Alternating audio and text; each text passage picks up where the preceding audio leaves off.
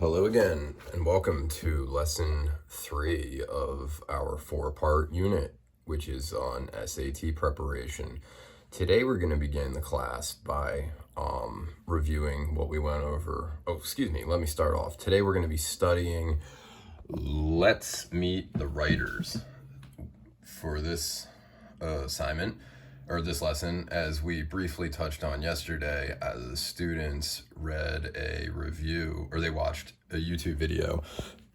Certain students were assigned to watch a video on British authors, others were assigned the video on American authors.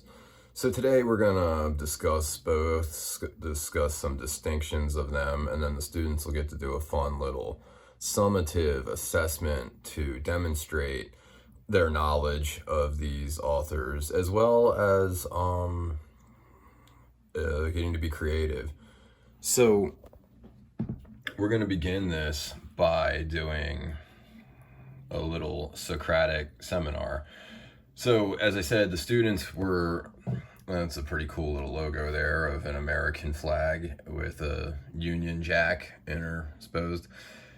So the students who let's see how I think the best way to do this. I think a Socratic seminar, that's just one of my favorite ways of going about it. So I would get a volunteer from each side, the British side or the American side, or actually no, that wouldn't be Socratic. I think I would just say, set a timer for maybe 7 to 10 minutes each, and I would ask open-ended questions about each particular nationality of authorship. So for the Americans, we could say, like, who do you think was from the colonial period of time? And they could answer and say, what kind of literature was, or what was important to these authors at that time? Just foster a discussion, so that way the students the British students would be able to glean things about the American authors and the vice versa. That way nobody's left out and going into the assignment blinded. So we would then, if time permitted, we'd watch another YouTube video. I don't have that actually. I don't have one linked to the lesson because I think the Socratic seminar would take a little bit longer than the allotted 10 minutes. But if we happen to just go right through it, I would add an additional video to reinforce this. So from there, I would just do probably a pretty brief lecture, just going over a few key authors from each nationality and explaining a few things about their style and about, maybe a little factoid about them, enough to give the students an overview, and then they would do a little bit of research themselves and create something about these authors. So for the Brits, we have William Shakespeare, and you see he wrote Othello, Romeo and Juliet, Richard III, Taming of the Shrew, Hamlet, and he was from the Elizabethan age of British writers, and he wrote plays, poems, sonnets, dramas.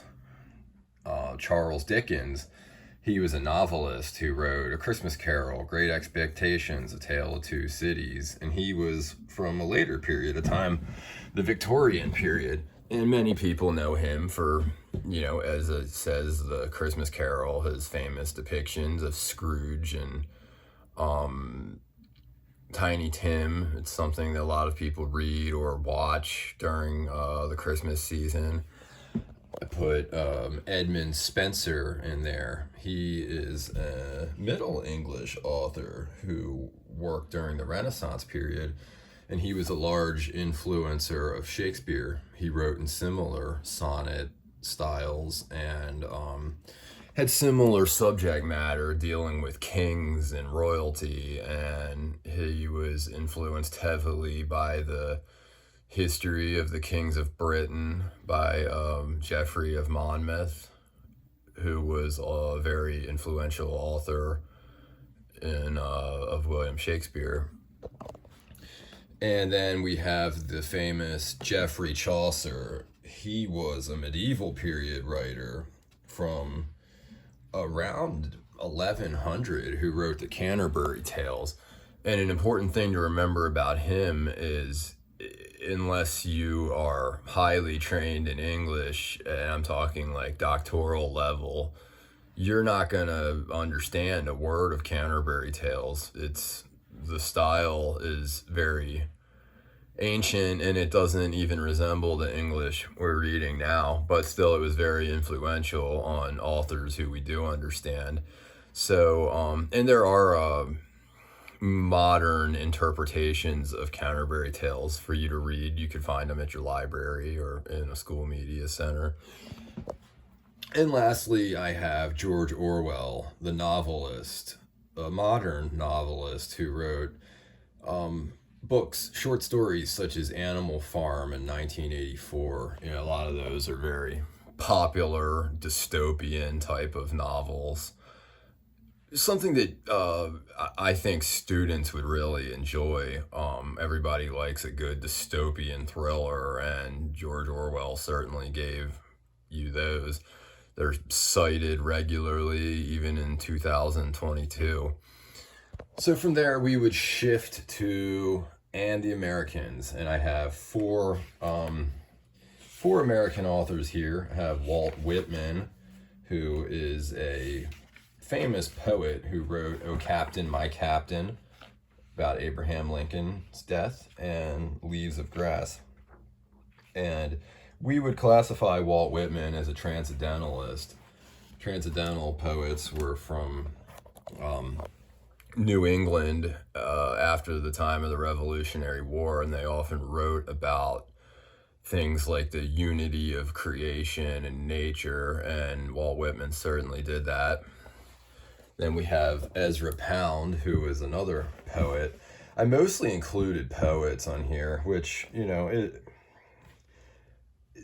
I guess it depends on how you want to look at it. I did include Harper Lee, who's a novelist, but Ezra Pound was another poet who wrote In a Station of the Metro and the Cantos, which are famous poems, the latter of which is very, very short. I believe it's only 23 words. Langston Hughes is another poet from the Harlem Renaissance who's regularly quoted in recent events over the years. He was an African American writer who really portrayed what life was actually like for African Americans during a time that was very white centric. So we can really glean a lot about our nation's history by reading his work. I highly recommend it to any student.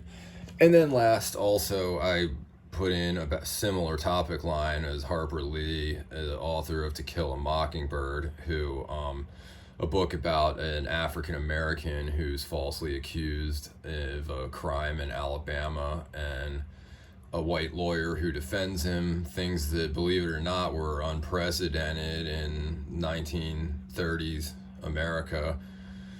So, time permits, so we might read excerpts of some of these things if time permitted, or actually the entire poem, but I'm just giving an overview of the lesson. So what we would do from there, and this is the Twitter assessment, we would pick an author that we have reviewed and we'd create a Twitter account for them in Google Docs. So once you have an account, you will post 5 or more tweets in their style of writing and post them to Google Classroom. So this is something you can make fun.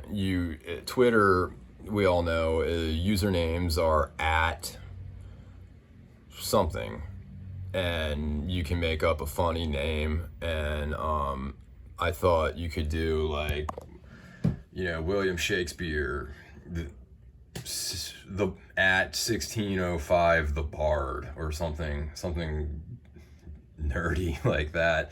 And then you could write 5 tweets in his style of writing. So you'd have to do a little bit of research on the internet just to And I could put up some examples on the board, but the things like methinks thou dost protest too much. Just write five things in Shakespeare's language. You could write them about your school day. You could write them about anything you want, but this will just kind of give us an idea to create. If you want to do George Orwell, you could write about, the end of the world or anything you want, the government. You can just make it fun, put your personality into it. That's what I want to see in a lot of these assessments. Let your personality come out and be artistic. So this one, from there, up next, the students will write a 1 to 2 paragraph essay entitled "What I Think Literary Criticism Means." This is probably the most advanced lesson in this unit coming up, and I want students to think similar to like a food critic or a movie critic. You're not, criticism has a bad connotation, but it doesn't necessarily mean that. I just want to know what they think it means, and I'll clarify it in the next lesson. So thank you for tuning in. Enjoy the Shakespearean Twitter assignment if you want to do Shakespeare. If you want to do an Orwellian or a Elizabethan, be my guest. Just make it fun, and I'll see you tomorrow. Thank you. Bye-bye.